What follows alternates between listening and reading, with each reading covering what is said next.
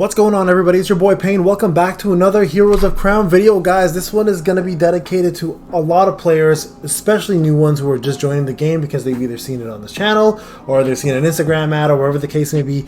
There is a ton, and I mean a ton of confusion about the differences between all the 5-star characters. And I don't blame you whatsoever, guys, but I'm going to break down to you what the difference is between a legendary 5-star elite character versus a legendary 5-star core character. All right, there are a couple key identifiers on how to identify which ones ones are better, and what differentiates between the two of them. Okay, so let's go through this, guys, because I think it's extremely important that a lot of people understand them, because the worst thing you can do in this game is build a character from scratch all the way up to like 10 stars accidentally and realize they're completely useless and you've done yourself a disservice, because there is really no way to reset stars in this. The only other way to transfer a character over to another character is by having duplications of another character you want to transfer, and then by having these specific stones, which are very, very difficult to get. So let's get into it, guys. I want to talk about how to identify a core 5-star legendary versus a elite 5-star legendary. So first things to notice, guys,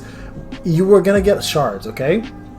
Now these shards are going to identify to you what kind of character you're getting. So for example, if I click this one, this says gather 50 shards to combine a dark 5-star hero. If you click on there, you can actually see the percentage of what you're going to get. Now, the ones that are higher percentage are all 5-star, right? But they are all considered elite heroes. This is a character who's food. This is a character who's food. This is a character who's food, and that's a character who's food, okay? Now, another differentiating factor between these characters right now is that these two characters, the 30% mark, all have 3 skills. All right, I will show you that when I go to those characters. These two characters at 15% have 4 skills, but their third skill is nowhere near as strong as a core characters, okay? And then when you look at the really low percentage characters, guys, those are the ones that are considered core characters. These are the guys that are going to be used in end game for the most part, and the ones that give you the best DPS outcome, tanking outcome, healing outcome, whatever the case may be, whatever the role is, okay? So that's number one. So again, click on the shard you have, you can click on the percentage, and you can see what they are, all right? Number 2, if you open up eventually the elemental summon section, all right, this is another easy way of identifying them. When you go Temple of Elements, there is a section that gives you a chance to spend these badges here called elemental badges, and you can get yourself characters. The ones that are the tri-elements, so water, fire, and wind, all the core characters cost more. So as you can see here, 25, 25, 25, 20. So these are the 3 skill guys. These are the 4 skill guys at a lower skill level, and I'll explain those again shortly. Then you have the higher skill guys. These are the core characters at 35, 35, and 35. Light and dark are 45, 30, and 25, okay? So that's another way to tell. The easiest way to tell, though, is the shard system that I told you. All right, now what is the difference between a 5-star legendary versus a 5-star elite, versus a 5-star legendary core? Legendary elites at the maximum level will take you to mid-game and they will stop. At that point, they will become your food, which means you will feed them into a core character to advance and ascend that core character further. If you don't understand why, I will explain it right now. So we're going to take 2 examples, all right? We're going to take, we got to find the same classes. So let's use 2 assassins, okay? So I'm going to go ahead and find 2 assassins here. So assassin number 1 will be a core assassin. So here we go. Blade of Shadows, Arlune. She is a core character. She's the 1.66% that you found. Now, here's what I want to show you guys, okay? When you go to their 3rd skill, right over here, right? That skill will be much higher than somebody who is a elite character, all right? So here, peep this. The easiest way to do it is forget the heroes I have. Let's go to the archive, because this gives you the full 12-star max picture, right? So let's find her. I'm going to go to assassin here. So she's an assassin, all right? The 3rd skill, increase HP by 40%, increase damage by 80%. Okay, remember, this is a core character. Now we're going to find another assassin, all right? Now we got to find another assassin here that, let's say Nora. Nora is a 4-skill elite character. If you look, remember it was 80 and 40, right, on a core. If you look at a legendary, it's 34 and 65. So the percentages on their buffs, percentages on their damage skills, percentages on their self buffs on their 3rd skill are always lower.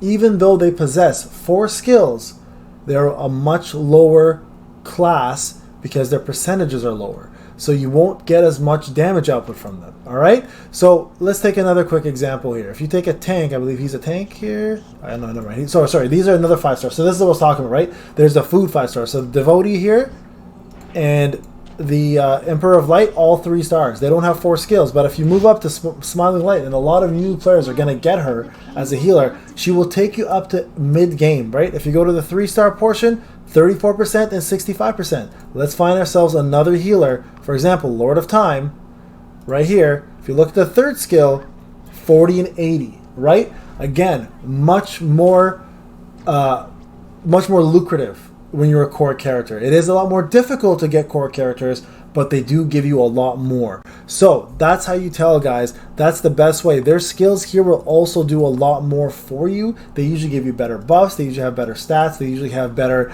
percentages in their damage outputs, or their healing, or their tanking. And of course the self buffs, as I mentioned, right? So guys, that's the best way to do it, is go through the hero archive, okay? Take a look and look at their skills. Go through every single element, and you'll understand very quickly the differences between the legendary. So, for example, for water, 3 skills right here, right? 3 skills right here, and that's where it stops. Now it goes to 4 skills. So this is a 4 skill healer. So they've done a decent job actually lining them up this way. So it goes food, mid-game, and then right here is where you start actually getting into the core characters. And again, find yourself, the simple way of doing it is find yourself a shard.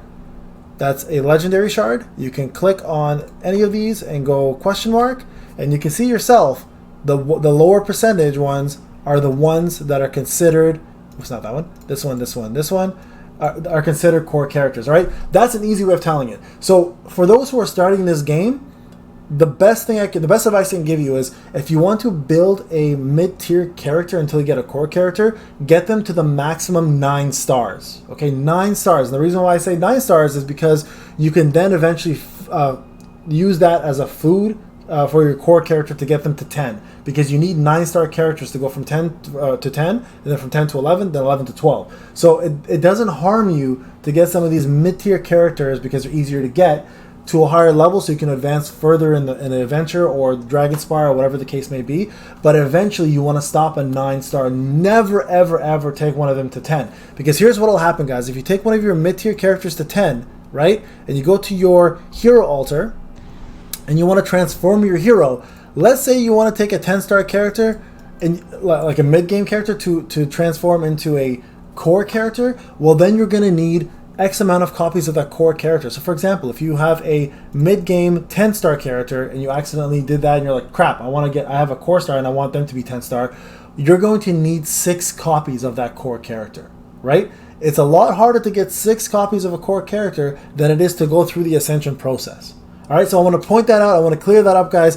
Please do not make that mistake. A lot of people have, and they're regretting it. So this video is here to help you guys. Please watch it. I hope you enjoyed it. Remember, if you like the videos, guys, and you like the content, subscribe, let your friends know about it, enjoy the game. This is Payne. I really hope you guys don't make the same mistakes we all made in the beginning, and this video was helpful. All right, guys, I'll talk to you soon.